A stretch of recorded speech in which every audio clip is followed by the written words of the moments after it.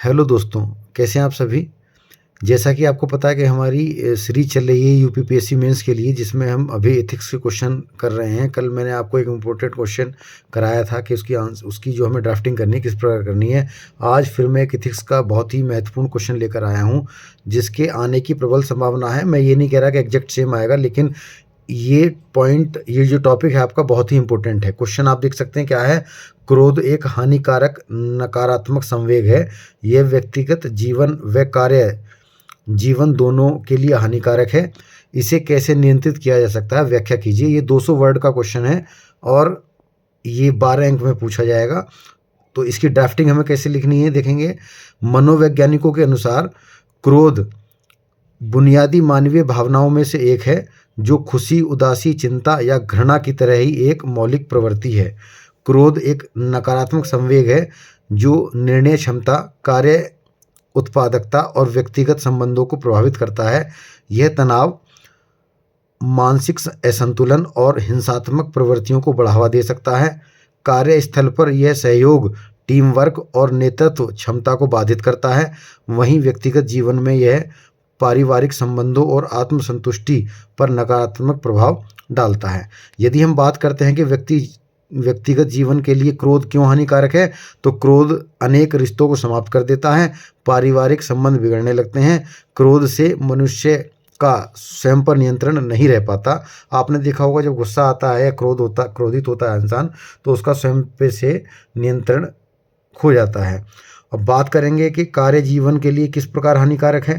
भाई, जो working place में यदि हम क्रोध करते हैं या क्रोध हमें आता है, तो उसके क्या नुकसान है।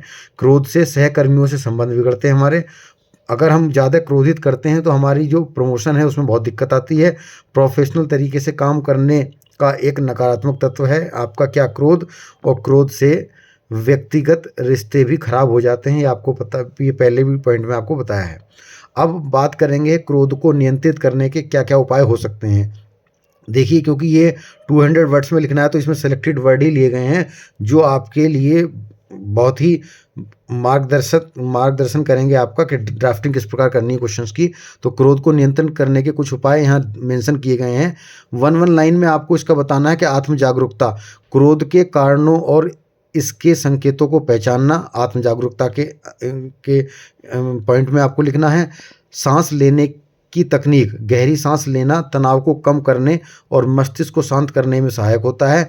व्यवस्थित संवाद, प्रतिक्रिया देने से पहले ठहराव लें और सकारात्मक संवाद का प्रयास करें। ध्यान और योग मन को शांत रखते हैं और भावनात्मक नियंत्रण बढ़ाते हैं।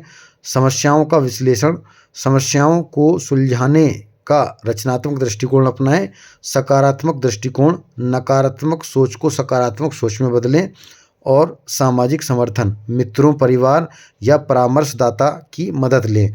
अब बात करेंगे इसके निष्कर्ष की, जो बहुत ही महत्वपूर्ण है। हमें पॉजिटिव अप्रोच के साथ निष्कर्ष लिखना है। क्रोध एक सामान्य मानवीय भावना है, लेकिन इसे नियंत्रित करना आवश्यक है।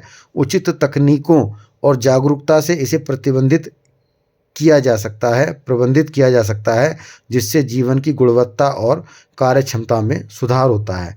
तो आप इस प्रकार देखेंगे, क्वेश्चन की जो डिमांड थी उसको पूरा करते हुए हमने बहुत ही कम समय लेते हुए इस क्वेश्चन की ड्राफ्टिंग करी है। उम्मीद है आपको ये क्वेश्चन पसंद आया होगा। कल एक और बेहतरीन क्वेश्चंस की ड्राफ्टिंग के साथ मिलेंगे। एथिक्स का ही पोर्शन अभी कुछ दिन चलेगा, जिसमें कल के बाद जो आपके महत्वपूर्ण जो हमारे दार्शनिक हैं उनके जो कोटेशंस हैं उसके रिलेटेड जो क्वेश्चन पूछे गए हैं वो आपको सॉल्व कराए जाएंगे। मिलेंगे कल, तब तक के लिए थैंक यू वेरी मच।